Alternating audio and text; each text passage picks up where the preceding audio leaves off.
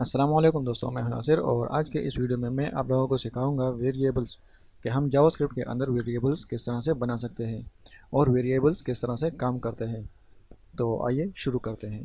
ये तो मैंने यहाँ पर अपना टेक्स्ट एडिटर भी ओपन कर लिया है और इसके साथ मैंने अपना ब्राउज़र भी ओपन कर लिया है और अपने टेक्स्ट एडिटर के अंदर मैंने एक फाइल क्रिएट किया है HTML का। और लेकिन उससे पहले मैं आप लोगों को एक बात क्लियर कर दूँ कि वेरिएबल्स होते क्या है।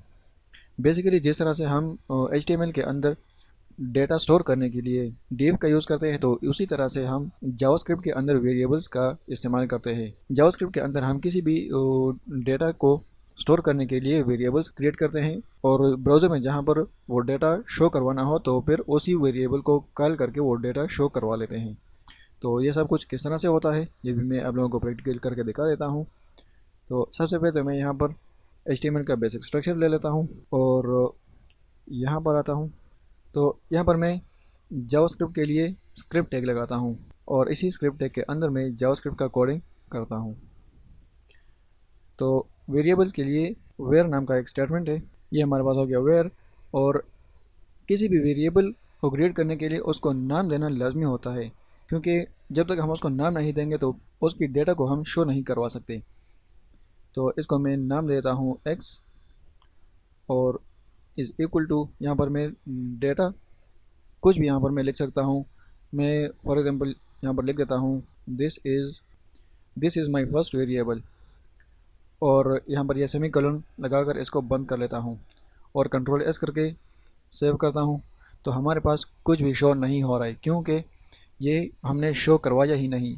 हमने यहाँ पर सिर्फ डेटा को स्टोर कर लिया लेकिन इसको शो नहीं करवाया। अभी इसको हम शो किस तरह से कर सकते हैं, तो यहाँ पर मैं आप लोगों को दिखा देता हूँ। हमारे पास एक कोड है डॉक्यूमेंट डॉट राइट और इसी के अंदर हम जो मैंने वो एक्स नाम का वेरिएबल क्रिएट किया है तो मैं उसी को कॉल करता हूँ और यहाँ पर ये सेमीकोलन लगाकर इसको बंद कर लेता हूँ और कंट्रोल एस करके सेव करता हूँ।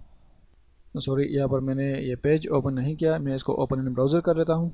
तो यहाँ पर हमारे पास ये डेटा आ गया है, this is my first variable. मैं इस वाले पेज को क्लोज़ कर लेता हूँ और यहाँ से मैं ये एक्सटेंशन भी ऑन कर लेता हूँ ताकि मुझे बार बार रिफ़्रेश ना करना पड़े। तो इसी तरह हमारे पास ये डेटा शो होता है। अभी फॉर एग्जांपल मैं यहाँ पर एक पी टैग लेता हूँ और मैं चाहता हूँ कि इस पी टैग के अंदर हमारा जो डेटा है वो यहाँ पर शो हो। इस वेरिएबल का डेटा मेरे पास इस पी टैग के अंदर शो हो, तो वो मैं किस तरह से कर सकता हूँ। उसके लिए मैं यहाँ पर आईडी लेता हूँ और इसको मैं नेम भी आईडी ही दे देता हूँ। आईडी मैंने इसको नेम भी दे दिया और अभी यहाँ पर इस वाले को मैं यहाँ से हटा लेता हूँ और यहाँ पर मैं लिख देता हूँ document dot gate element by ID में कर देता हूँ। हमारे पास हो गया document dot gate element by ID और यहाँ पर मैं जो मैंने यहाँ पर आईडी क्रिएट की है वो मैं दे देता हूँ और यहाँ पर इनर HTML हमारे पास एक फंक्शन है dot inner HTML is equal to, हमने प्रिंट क्या करवाना है तो मैंने ये x प्रिंट करना है और मैं यहाँ पर सेमीकोलन लगाकर इसको क्लोज कर लेता हूँ और कंट्रोल एस करके सेव करता हूँ। तो आप देख सकते हैं कि ये हमारे पास इस पी टैग में शो हो गया है। अभी ये हमारे पास किस तरह से पता चलेगा, मैं इस पी टैग को यहाँ से हटा लेता हूँ और कंट्रोल एस करके सेव करता हूँ। तो आप देख सकते हैं कि यहाँ से ये गायब हो चुका है, क्योंकि वो पी टैग है ही नहीं जहाँ पर हमने इसको शो करवाना है।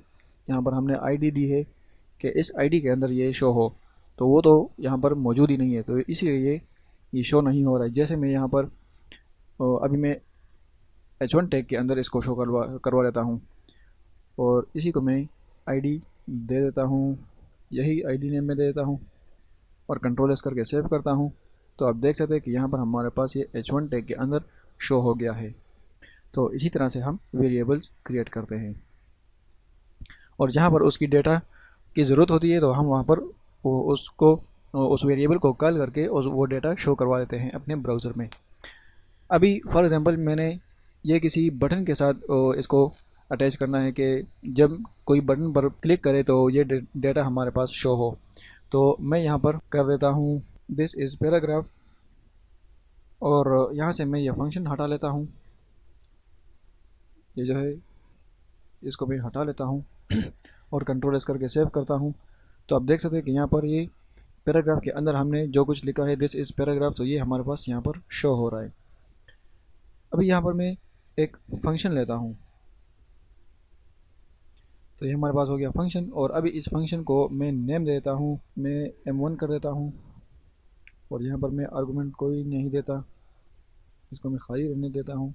और अभी मैं यहाँ पर कर देता हूँ document dot gate element by ID, और यहाँ पर मैं आईडी दे देता हूँ जो मैंने आईडी के नाम से ही बनाया है। और यहाँ पर मैं inner dot inner HTML is equal to x, और यहाँ पर मैं सेमीकोलन लगाकर इसको बंद कर लेता हूँ। और अभी मैं स्क्रिप्ट टैग के बाहर आता हूँ और यहाँ पर मैं एक बटन क्रिएट कर लेता हूँ।